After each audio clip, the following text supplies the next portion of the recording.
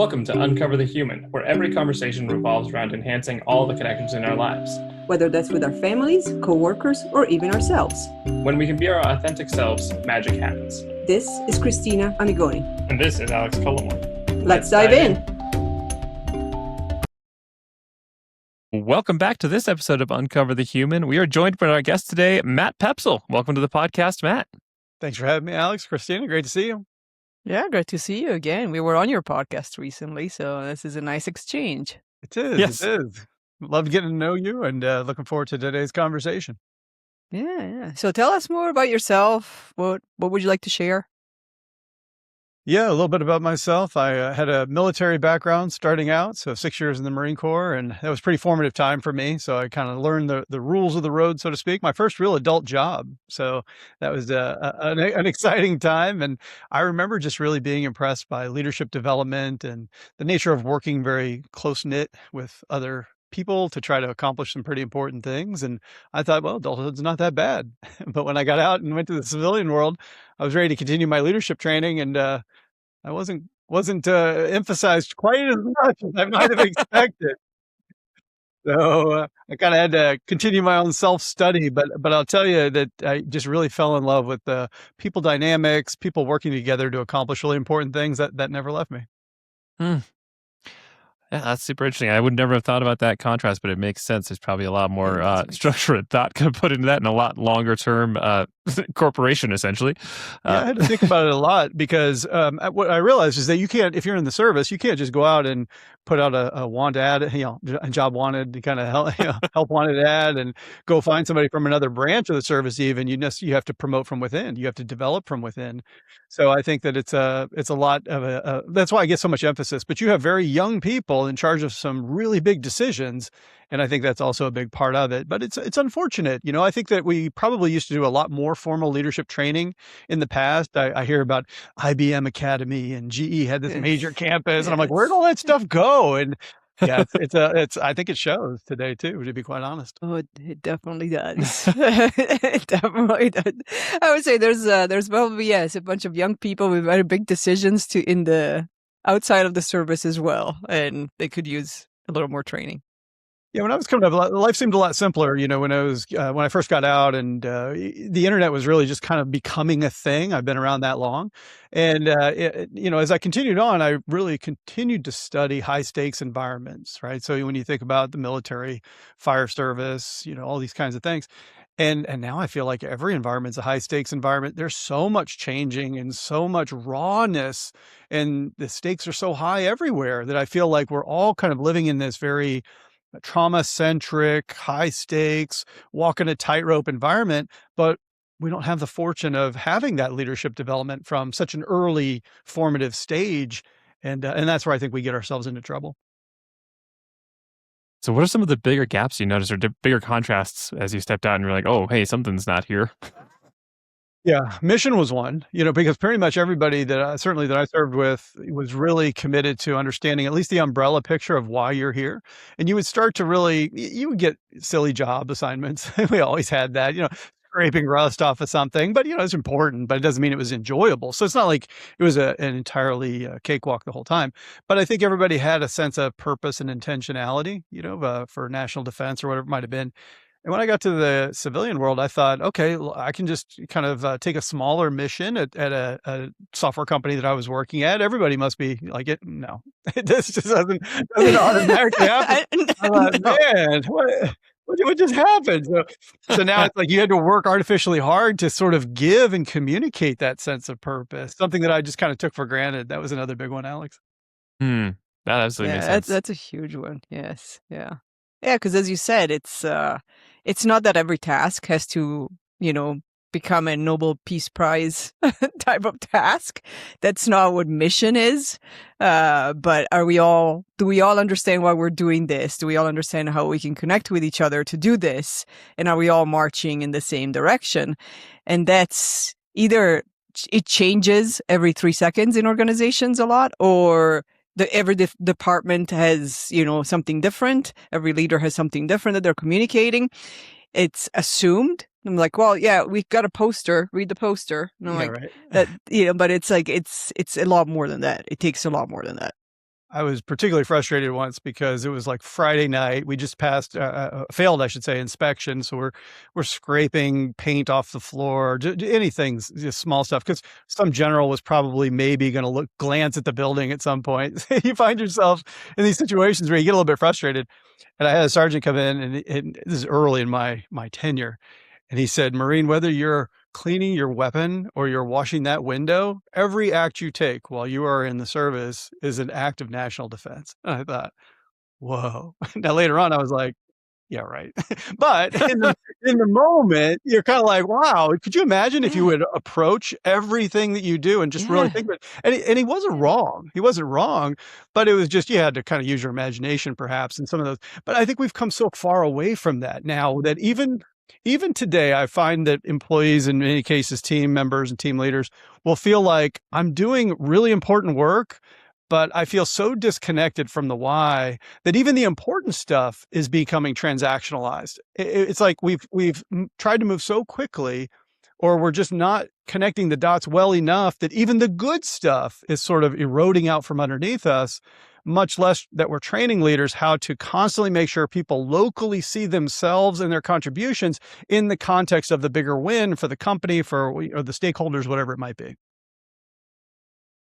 One thing that I really enjoyed about kind of following your work is you talk a lot about some things like cultural entropy and how things tend to drift. And there's kind of this natural tendency towards that. And I'm curious how that relates back to this why, because in my mind, it feels like that why helps create some kind of container sometimes. And it does feel like it's missing often. And I'm wondering how much you feel like that has contributed to things like the entropy that you talk about.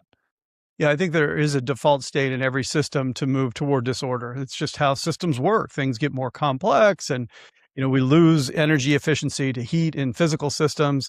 And it was only recently that I really started to see this parallels, if you will, with human systems. And the same phenomena holds up. If we do nothing, then our organizations over time, they begin to break apart. And what you find is that as organizations get bigger, that means there's more complexity, there's more opportunity for erosion. Larger companies tend to fragment faster than smaller companies for that reason. And that cultural sort of identity, that energy, that magnetism that we can have, again, if we do nothing over time, you'll lose that culture. You have to constantly replenish it by hiring right. You have to reinforce it. As soon as you start promoting the wrong people because they're acting countercultural to your values, or if you fail to promote people who are good stewards of that culture, it speaks a lot louder. And over time, you realize that what you worked so hard to build, assuming you did it all, it can be lost. So I think That's a big assumption. it's just where that entropy sets in. Is that the entropy is undefeated, right? There's no way to do it, but we can hold ourselves together if we do things like we're talking about now, which is build that culture. That can insulate us a little bit. It can. It's been a fun part of the research just to understand and try to find out what does hold us together in a world that's trying to pull us apart. What have you found? What does hold us together? Yeah, it's interesting. The things that hold us together can be fast and free, but the biggest problem that I see, Christina, is that we just don't necessarily tend to think in systems. We tend to think very linearly. We like to have things that are neat and tidy, but they don't necessarily represent reality. So a lot of times, if you think about a big product launch or the end of some process or a building goes up, we think about that very linearly. Like, oh, okay, well, let's stick with the building for a second. So there was just flat land. We had to dig out the foundation, build the building. Okay, great. Looks pretty linear over the course of, a couple of years, perhaps. But in reality, it was this constant cycle of decision and feedback and trial and pivot and change. And it's very loopy. It's almost like very wave, like trying to get there. It wasn't just a straight line by any stretch. So I think that when we look a little bit deeper at what's actually happening, then we start to get an appreciation for how things really work and what causes problems, inefficiencies, misalignment, competing goals, frustrated workers, people withdrawing their energy. Today, people feeling burned out and frustrated, people feeling that their manager is acting out of their own self-interest. So I don't trust you anymore. So I'm going to turn to AI to get my coaching. There's 1,000 examples of things that are happening that on their own, they don't make a lot of sense. But when you step back and you look at the system, you're like, oh my gosh, the system's doing exactly what systems do. And that was the first, it's not altogether comfortable, but it is the first step towards freedom and liberation and fixing things, is to understand why this is happening. Yeah, I can definitely see that being maybe less comfortable. Like jumping into the idea that like, oh wait, oh this is actually functioning as it essentially was intended, even if it wasn't Yes. intended that way. This is the natural outcome. How do 100%. you help bridge that gap for people? That's not an easy thing to do. Like you said, it's not common to necessarily think in systems. It's helpful, but not necessarily common, and it is uncomfortable. How do you help people step into systems? It is, and I think that at the same time, it's almost like if you sat down to play a game that you had never played before, the very first question you would ask is, "How do we play? What are the rules?" Otherwise, if you just sat down and Yes. started passing cards or rolling dice, you wouldn't just randomly do things and hope for the best. You would wanna know, like, how does the systems how does the setup work? But the problem is that recently, like, all the rules have changed. When we start looking at new generations who've come in, when we start looking at a shift to remote and hybrid work, when we think about the pressure, the economic headwinds, now the rise of AI adoption, what about talent shortages? What about all kinds of things like this? It has fundamentally changed the rules of the game. So it's a twofold problem. One is that if we think we know how the game works and we haven't realized that the rules changed on us halfway, that's a problem. And then the second is if we just never take the time to learn them at all, we're going to be frustrated when we don't get to experience winning, right? That's a huge part of it. And the thing that you said, Alex, that's really, really important here is that entropy, I think, is such an important concept, but one that's often poorly understood. We don't really talk about it much outside of seventh grade physics or ninth grade or whenever we took physics. Where But they the define it reality, once. you define it once, you kind of move on, and but the reality is when you think about what's happening in terms of how it feels like we're drifting apart. I talk to so many people who say, you know what, you're describing something that explains what we're experiencing. We're feeling like disconnected from one another. We feel like Zoom is a poor substitute for in real life. We feel like we're just seeing families move halfway across the country. We're seeing jobs that we follow the job, and then all of a sudden, the connectivity isn't there. But we're not active in our communities either because there's so much great stuff on Netflix, and we don't realize that these things, these modern conveniences, like being able to order anything you want, have it show up on your doorstep in 24 hours. These things are all nice and convenient, but they're also have a side effect that is of reducing that sort of connective tissue. And so we feel that separation, but we don't have a word for it. Now, when we talk about entropy, that's an important first step. But the second step is to recognize that not only is entropy a thing, we've actually entered what I call the entropy economy. Because the reality is now the companies that do best are the ones that serve the needs we have that are unfortunately driving us into even more isolation and comfort. So when you Yes. have unlimited content Yeah. streaming to your TV Mhm. and you've got anybody who'll bring you food, DoorDash, you don't have to go to a restaurant and make eye contact with Yeah. other people. They'll just Yeah. drop it on the doorstep while you hide in the basement. And you're like, Yeah. wait a second, hold on. What's Yeah. happening to our human experience? And so I think people, it's not a coincidence that at the same time that we see that there's more of this isolationism than ever, that we're seeing loneliness creep in as an epidemic in Yeah. our society right now. And I think it's because there is this byproduct, this separation, this distancing that's naturally there. I feel like we've reached a tipping point where the future is all about trying to get your work done with AI agents, to have every convenience met, to retreat into this seemingly convenient world, but one that's depriving us of some of that connectivity that we need happening in our homes. It's happening in our offices. It's happening in our Mhm. communities. It's happening in our families. It's just happening. So it's not that we have to go backwards. We don't have to stop this. I'm not going to cancel my Amazon Prime subscription by any means, but I think raising awareness that A, the rules of the game has Yeah. changed, and B, it's only going to continue to accelerate. That is how, to answer your earlier question, when we're talking to leaders, that's the awareness, that's the education that has to happen first. We have to start seeing what's happening if we want to have a shot at doing something about it.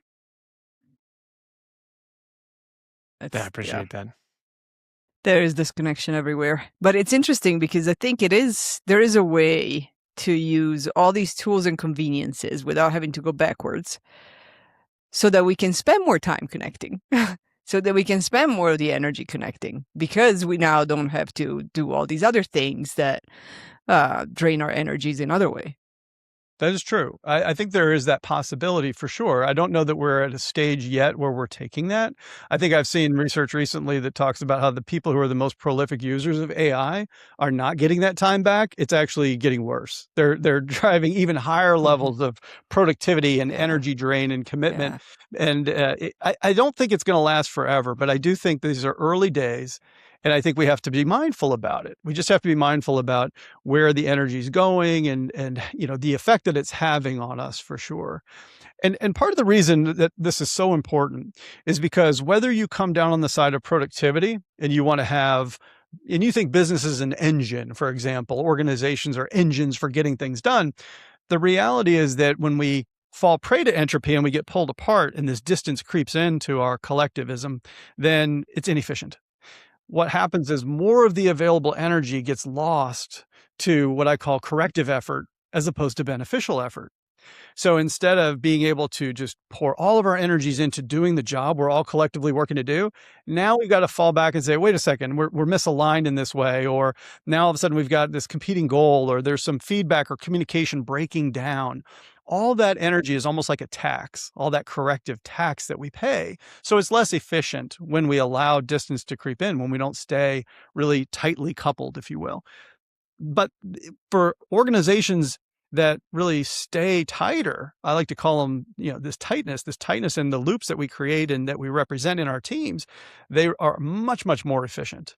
And that, going back to my military experience, was something I lived at the time but didn't appreciate, was how we train specifically to stay in really close quarters and really communicate and be able to finish each other's sentences, because we didn't know what was going to happen. The uncertainty, the high stakes, the danger, we had to invest in making sure that we had that cohesion up front so that we'd be ready for it when we needed it, right? And I think that's something that now I appreciate a heck of a lot more. Yeah, that's a really good way of putting it, that corrective energy. And we see that happen all the time. We usually describe that as just kind of friction within the organization. You end up with these things, and then it's harder not only just to feel like you have to take the step back to do the correction, but people have been so trained that like, well, I got to make this goal, I got to do this by the end of the quarter, that even if they are misaligned, and now there's two different versions of the goal moving at the same time, both really just want to continue on their path and don't want to take the time to go back, much less try and merge, much less try and figure out what they missed. There's so much emphasis on like, go get to the outcome, that it ends up driving the entropy even more. And now you drive the disconnection, you drive those silos, you end up with people who are truly dedicated to different goals within the same organization. And now that engine is just banging cylinders against itself. Happens all the time. And it's one of those things where when we allow sort of separation to enter into the fray, now we give rise to all those types of things. Competing goals create self-interest. And all of a sudden it's like, well, I'm in sales, I'm in marketing. Well, my job in marketing is to give leads. So I'm going to drive up the lead count. And the sales is like, well, those leads are terrible. Just because you're hitting your goal, how can you be green on your dashboard and I'm red on mine? So instead I'm going to do this other thing. You're like, whoa, look at all this energy now that's moved away from the cohesive collective goal. And instead, we need to understand that everything in any system like this, whether it's the pressure to hit the number at the end of the month, like a sales target, creates pressure, it creates dispersion, it creates distancing. That's the natural thing that's going to happen. But as humans, we have to be bright enough to say, okay, how do we actually combat this? What's the counterforce to this? I like to say, what's the gravity that draws us back together so that we don't drift apart, right? And that's where we start to see that there are actual forces that can sort of make up that gravity, if you will. And that's what I've really enjoyed most about some of the more recent research that I've been doing. Yeah. What are those forces? Because we need to bottle them up and just spray them. Oh, yeah, let's do that. DDT this. Wouldn't that be great? We'll just fumigate just from the helicopters or the planes. We're going to crop dust this everywhere. I know. Well, I'll tell you the first one that I found that I probably hadn't expected is hope. It's hope. And when you put a group of people together, if they have no hope that they're going to be successful, it's not going to work very well. So to me, whether it's an experienced team, whether it's a new team, I don't care if it's a sales team, I don't care if it's a pickup basketball league, whatever. Anytime you get humans together, they're going to have to work together and make some level of sacrifice to achieve a common goal, right? That's what most of leadership is. I think it has to start with hope. Now, hope in the research has always talked about two things. One is agency. Do I feel like I can make progress and contribute towards making this future outcome that we want possible? And the second is pathways. Can I see how we're going to get there? And so immediately we run into a problem because when you think about today, you think about I was going to say, like, both things are very missing in a lot of teams. It's unfortunate, but it's true. And when you think about, AI adoption, we're going to increase our productivity because now we've got all these AI tools we just invested in on January 1st. Isn't it going to be amazing? And the employees say, no. It's not going to be amazing. It's scary as hell. And you're being very vague. And I don't know what you want. You're just telling me to mandate that I'm using these tools, but I don't understand why or how it's going to help. I don't understand why you want it. I don't know what I want. And all of a sudden now, if you ask the average employee in a team, an average team member, like, what gives you hope about your future state that you're working toward? They're like, I don't even have clarity about where we're going, much less hope that we're going to get there. So when that happens, now all of a sudden entropy wins. Now we're a little further apart. Now all of a sudden things are a little less effective, a little less efficient, right? So that's why we've got to start with hope. We have to understand where we're going and make sure everybody can see their own sort of role in helping us get to that future state. So that's the first one for sure. I appreciate that you brought up the AI example because that feels exactly like a thing currently that has removed agency and pathways. Like nobody is quite sure how they're using it, and so mission. there's no pathways, and most people don't feel like they have a say in it. They just are asked to do things like, "Oh, go use it." Like that is such a perfect example, which I think is incredibly prevalent from the just anecdotally on LinkedIn. You can just see the overwhelm, and you can feel it in organizations when you're in organizations that are trying to do AI adoption. It is the thing that is currently thwarting both of those. And when you read the executive reports and you say, okay, I saw that your company's investing heavily in AI, you're telling the street about it, you're all excited about how it's going to help your EPS, your earnings per share, and all this good stuff. And then you go to the employees on the floor and say, yeah, I read this. And they're like, yeah, I don't believe that. I have no idea. There's a disconnect happening, right? And so I feel like the things that we're talking about today are fast and free. It doesn't take a long time to communicate a message or a direction, a vision, a mission, whatever you want to call it, and to help your employees see their role in it and to answer any questions where you think you've communicated, but they haven't received it. And communication is always determined by the receiver, not the sender. I think a lot of executives we say that a lot. Yeah, I see that a lot. But I think that doing that to a reasonable degree it is fast and free. And yet, if we don't do it, we're already stumbling right out of the blocks. Right? That's a huge problem. So that's the first one. And so the second force that comes in after that is mutuality. So we've got lots of people working together toward a common aim, but are we all contributing in equal measure? And are we all going to benefit in equal measure? And that doesn't mean that it's all the same, right? I don't expect the CEO to be paid the same as, somebody who's an entry-level worker, an individual contributor. But I think equally, or in equal measure, I should say, that's important. And so a lot of what's happening here too is when you see a failure of mutuality, that's where distrust seeps in.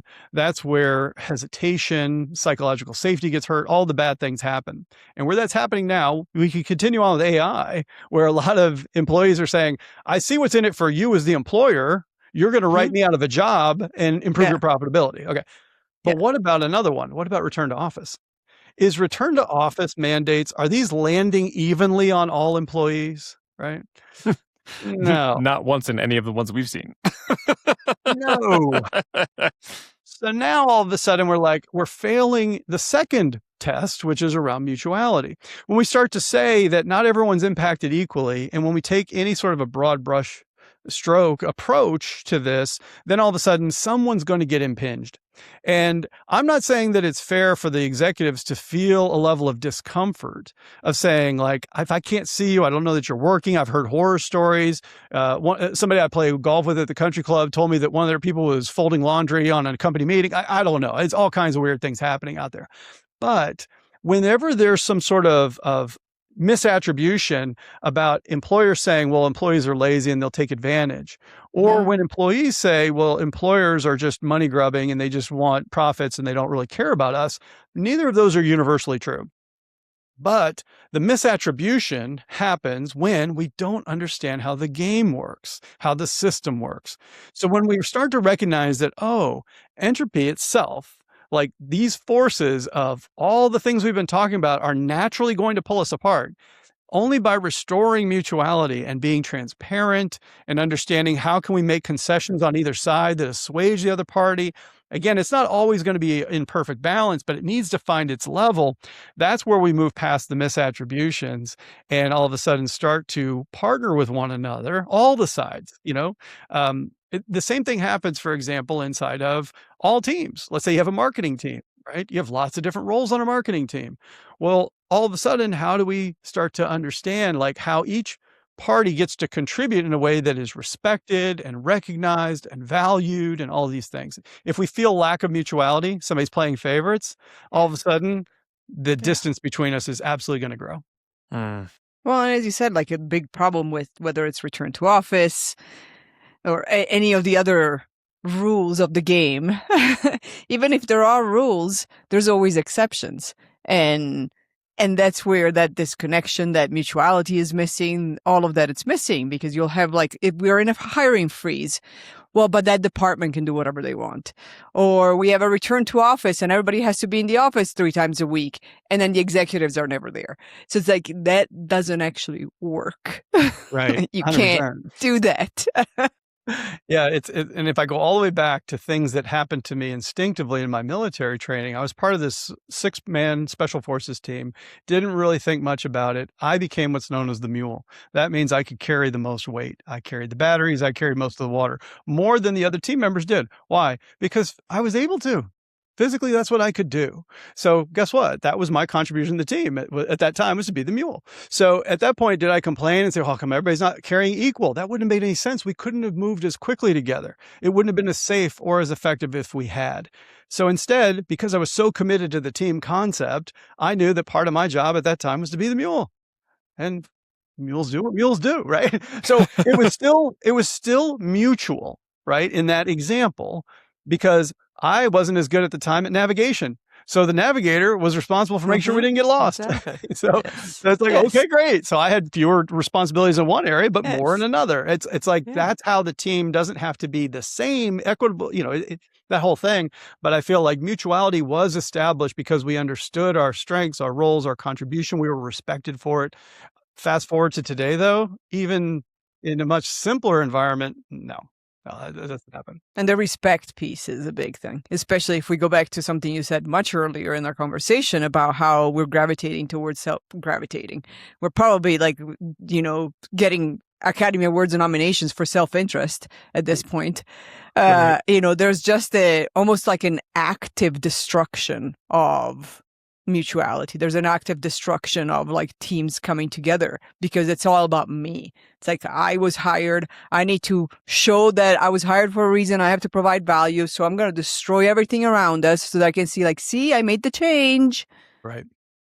Yeah. I think that exactly creates misattribution too. That's a ripe environment for misattribution. If you think it's about you and you want to do things, then it's so much easier to write off other people's initiatives, other people's incentives, other people's desires, everything that they have decided to do. It's much easier to ignore and much easier to say, oh, they're just acting against the mission, when you just decide the mission is what I've decided. Well, and it's a double whammy, to be fair. And I think, again, if we take a step back and look at how the game is played or the system itself, we're in a society where we're constantly bombarded more than any other nation on the planet with messaging about the way life is supposed to be, how comfortable, how big our 401k is supposed to be, what we're supposed to drive, and all these kinds of things. It's a very sort of consumer-driven message. And again, it's made us what it is, not a problem, it's not a judgment, but just saying that gets in there. And so all of a sudden we're like, okay, I have to be promoted at a certain rate, or I have to make a certain amount or whatever. So that's the external drive. The internal drive is fear and anxiety. All of a sudden, whenever my fear spikes, because it doesn't even have to be there were layoffs at my company, I just go on LinkedIn, I read the headlines. It's scary. Exactly. And now all of a sudden, when I'm afraid, I'm scared, all of a sudden I'm going to hoard knowledge. I'm going to try to shout out my accomplishments so everybody knows I'm adding a ton of value here, people. Look at me, right? And then all of a sudden somebody else who's a little less extroverted is feeling, oh man, I'm getting overlooked. And then now this is how that distancing, that entropy is winning when that happens.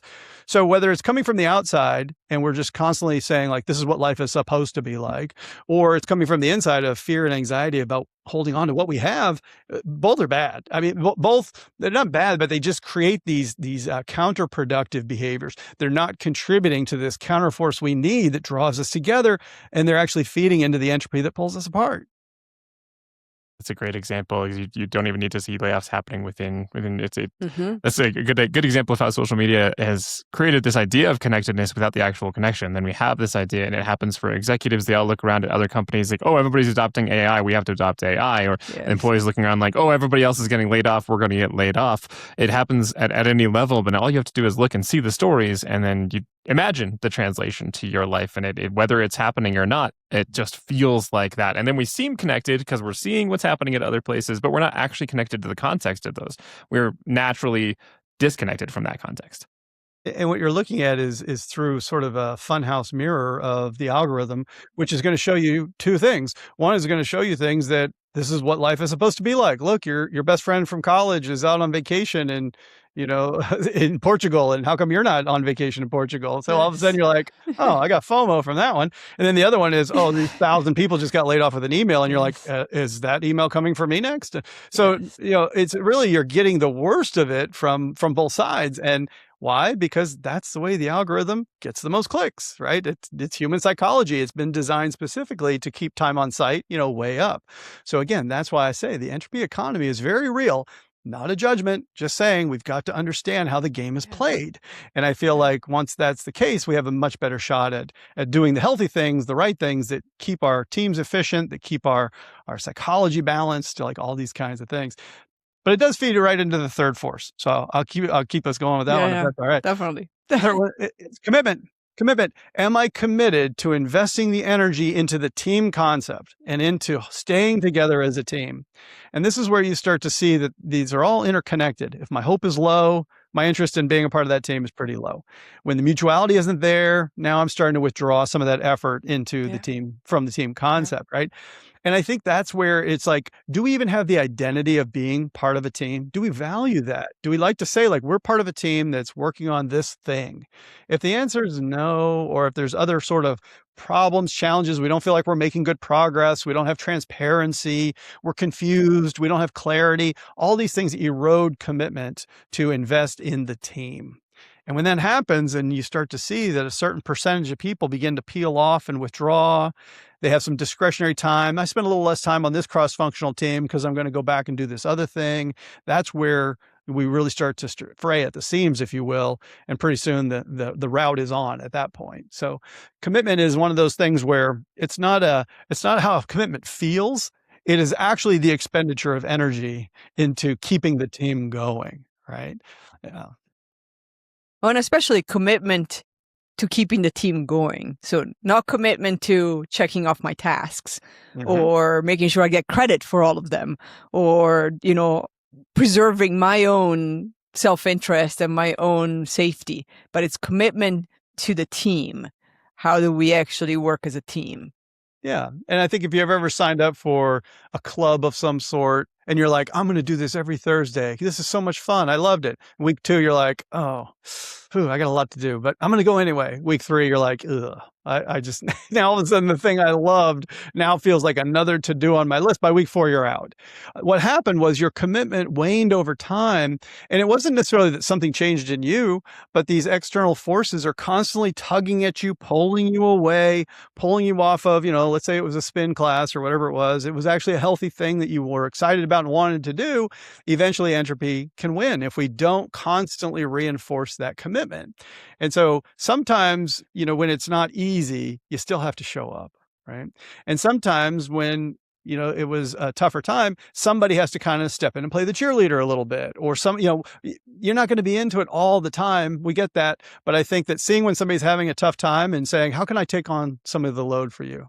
Because you're struggling right now, that'll bolster somebody, and then that commitment will come back, right? They're like, oh man, you were really there for me last week.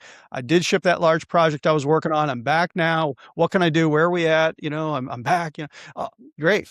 So that's where commitment is. It's not like these things are static. It's all very dynamic, but we have to have the attentiveness to say that these things absolutely do show up in how we work with and through one another.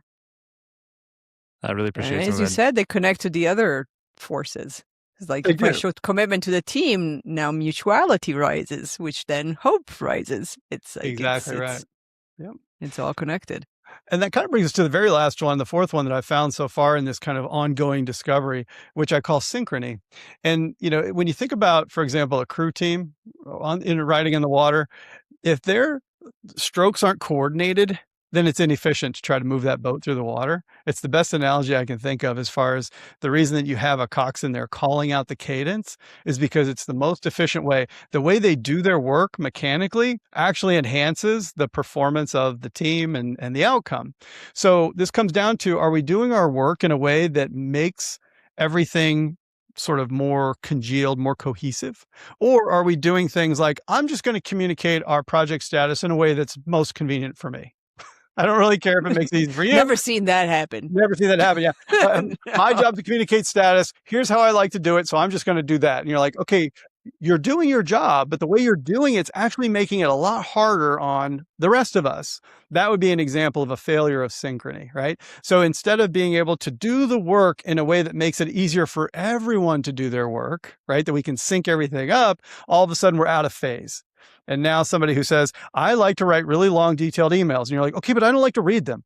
Like, can you give me a TLDR? Can you give me an executive summary? Like, I just need the gist. No, I don't do that. I do thorough. And you're like, okay, great. Now all of a sudden, entropy creeps in a little bit, right? Now all of a sudden my mutuality's off. Now my commitment's waning, right? So it's like these things, all four of them, they feed into each other. And I think that's why it's been very interesting to see how if we're able to check the box on these things, make sure we're constantly attentive to them, their current state, how can we, figure, these are what I have found make up this gravity that will hold a team together, that will keep us tight so that we can be more efficient, that we can have a better working experience, that we can find the level of fulfillment that we want. That doesn't happen if we get loose. We've got to get tight.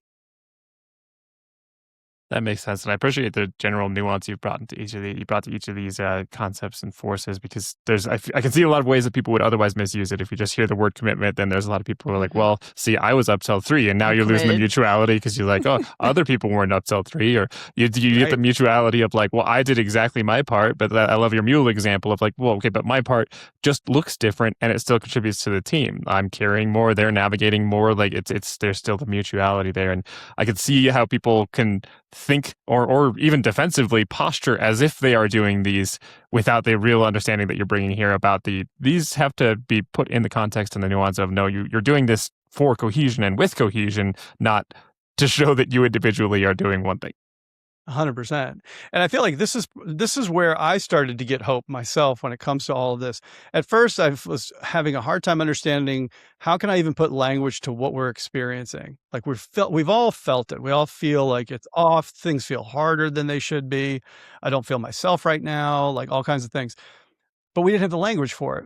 So by hitting on this notion that entropy is present in all systems and that when it happens to us, we feel it as separation, we feel it as distance, fragmentation, it was like, oh, well, if we understand it, then we can do something about it.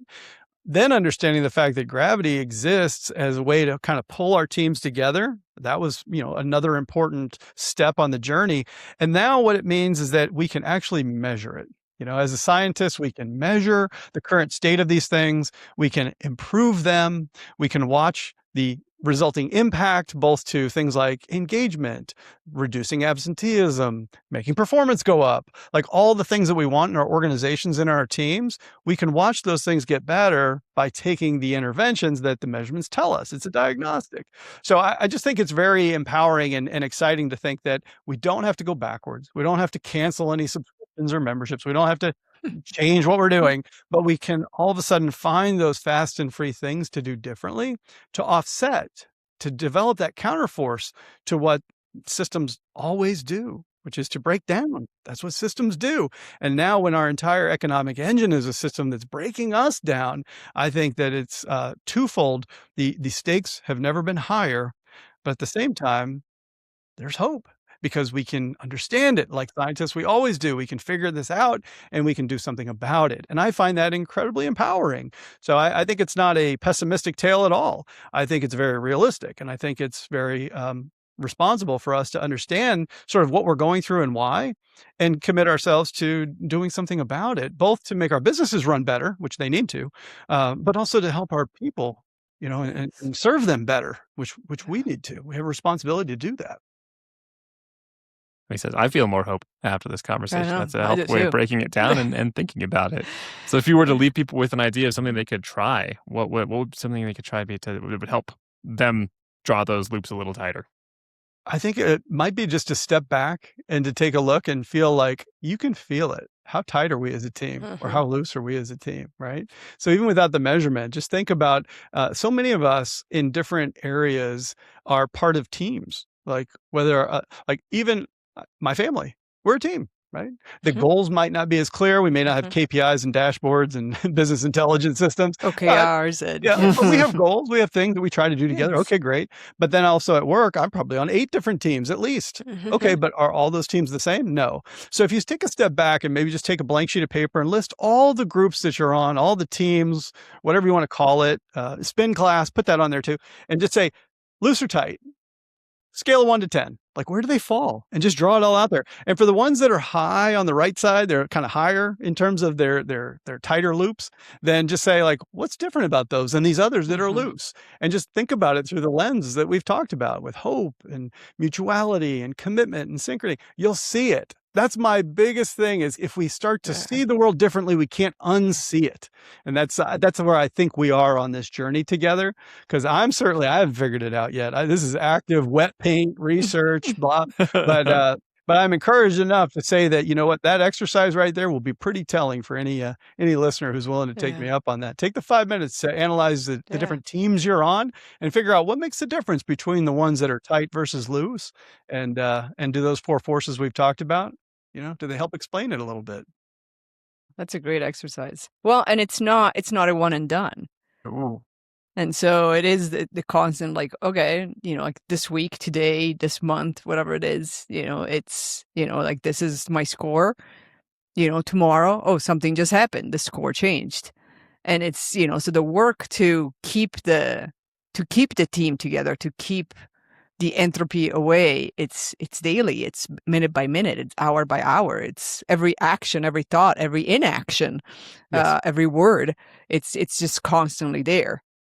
Constantly in a dynamic environment, and which is good news and bad. We're not fixed. Doesn't mean we can't turn things around if we're not in a good spot today. Just because the team is loose, that's not a problem. We just have to tighten it, right? And when you think about things that happen, we just lost a major customer. How's that going to show up?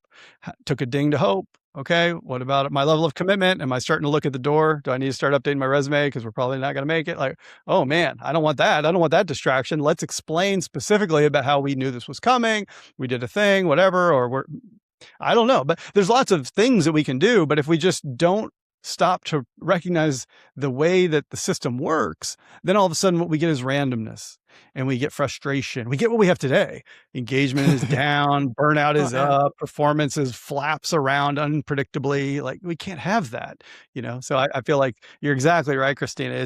It's a huge dynamic that we're in. You can't just say, like, oh, my team's tight, I'm all done, see you later. Like, no, maybe 30, 40 years ago, but certainly for not now.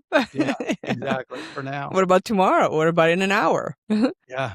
As soon as that next headline rolls in, right? Yeah. Exactly. Or whatever distraction, internal, external distraction.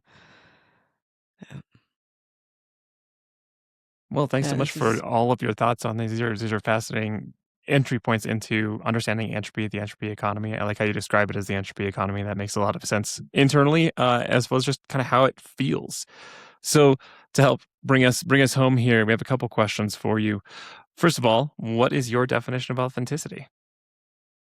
When I think about authenticity, I feel like there's a certain structural integrity to it, right? So there's a wholeness to it. I always like to say that leaders are healers of separation. All the things that we've been talking about today, the way it shows up in people, the way it affects us negatively, leaders are here to heal that gap, to really bring us closer together, to connect us with the best parts of ourselves. So to me, authenticity is wholeness. I get so many people who say to me, like, I feel off, I feel hollow, I feel incomplete in some way. And I think what they're saying is that they're not experiencing that full authenticity. Because if it was authentic, well, we should never be afraid of it, right? But our fear and anxiety is Yeah. off the charts right Yeah. now. And I think that when, there's an old saying that, whatever's solid and sound is quiet, but whatever's loose makes noise. It's true of a babbling Oh, brook. yes. True of a Yes. can full of pennies or whatever. And I think that that's how I feel when I think about authenticity. There's a certain wholeness, a fullness there that I'm certainly still striving for. I don't know that I've made it or ever will, but I feel like my most authentic self would be just really accepting the wholeness that that I can bring to my leadership and hopefully heal some separation that's happening out there. That's a great definition. Yeah, that's a really good definition. And our last question is, where can people find you? LinkedIn's the best place for me. I've just loved being on that platform, and because it's great at relationships and conversations and sharing ideas. Like, I find that that's the place where I hang out the most. So that's I'd love to be able to answer any questions or make any connections that people might have. Excellent. Yeah. And yes, definitely check out Matt's posts because they are very insightful, very powerful. I know every time I read them, I'm like, okay, I'm going to answer the questions. Because there's always a question. It's like, what's the reflection moment? That's right. They're great. Well, thank you so much. Thank you both. I really appreciate it. And I've always enjoyed the conversations. It's great to be traveling the road with like-minded people and just exploring and swapping notes. It's one of my favorite things to do. Great, Thank you so much. Great way to end the week with a little hope, a little more hope. Thanks. And thank you everyone for And thanks listening. to everybody for listening.